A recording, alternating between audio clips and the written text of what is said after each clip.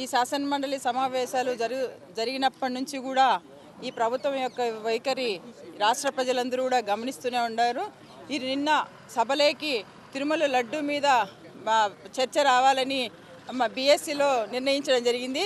అదే ప్రకారంగా 26వ తేదీ లడ్డు మీద డిస్కషన్ వచ్చినప్పుడు ఈ ప్రభుత్వం వెంటనే ఏదైతే మా సభ్యులు వెంటనే లడ్డు మీద చర్చ జరగాలని చర్చ మొదలు పెట్టినప్పుడే వెంటనే అటువైపు నుంచి వచ్చిన ఎమ్మెల్యేలు కానీ అక్కడున్న మంత్రులు వెంటనే ఆ చర్చ ఆపాలని చర్చను ఆపించడం జరిగింది.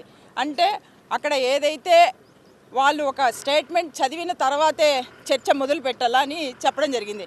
అక్కడ ఉన్న ఏదైతే శాసనసభ వ్యవహారాలు చూసే మంత్రి గారే స్వయంగా చర్చను ఆపించడం, అక్కడ ఉన్న మంత్రి గారే ఆ సభను ఆర్డర్లో పెట్టాలా కానీ చర్చను ఆపించడం అనేది నిజంగా దారుణం. ఎందుకంటే ఇంకా దారుణమైన విషయం ఏంటంటే చైర్మన్ గారికి కూడా ఏదైతే ఆ స్టేట్మెంట్ ఉందో చైర్మన్ గారికి తెలియకుండానే ఆ స్టేట్మెంట్ వాళ్ళ టేబుల్ మీదకి వెళ్ళింది.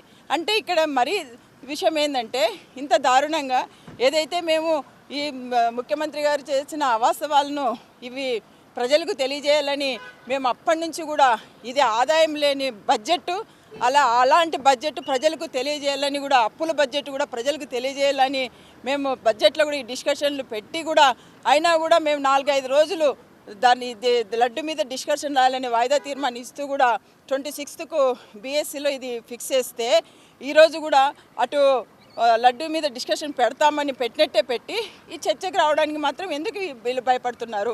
అంటే వీళ్ళు చర్చకు వస్తే అంటే వీళ్ళు హెరిటేజ్కు హిందాపూర్ డైరీకి ఉన్న సంబంధాల గురించి బయటపడుతుందనని వీళ్ళు భయపడుతున్నారా? లేకపోతే హెరిటేజ్కు బాబా బోలే దానికి ఉన్న సంబంధాలు బయటపడతాయని భయపడుతున్నారా? అంటే ఏదైనా సరే ఈరోజు ఈ చర్చ జరిగితే వాళ్ళు ఏవైతే ఈ అవాస్తవాలు మాట్లాడారో ఈ అవాస్తవాలన్నీ కూడా బట్టబయలవుతాయని ఈరోజు వాళ్ళు భయపడుతున్నారు.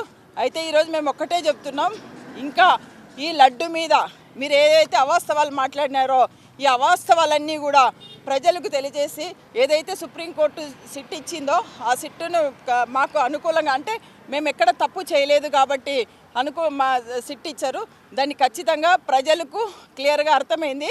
కానీ ఈ హౌస్లో ఈ శాసనమండలిలో ఈ సభలో ఖచ్చితంగా చర్చకు రావాలి. చర్చకు వచ్చేంత వరకు కూడా మేము మా డిమాండ్ ఇది, చర్చకు వచ్చేంత వరకు కూడా మేము ఇలాగే ఇది కొనసాగిస్తామని తెలియజేస్తున్నాం. Thank you.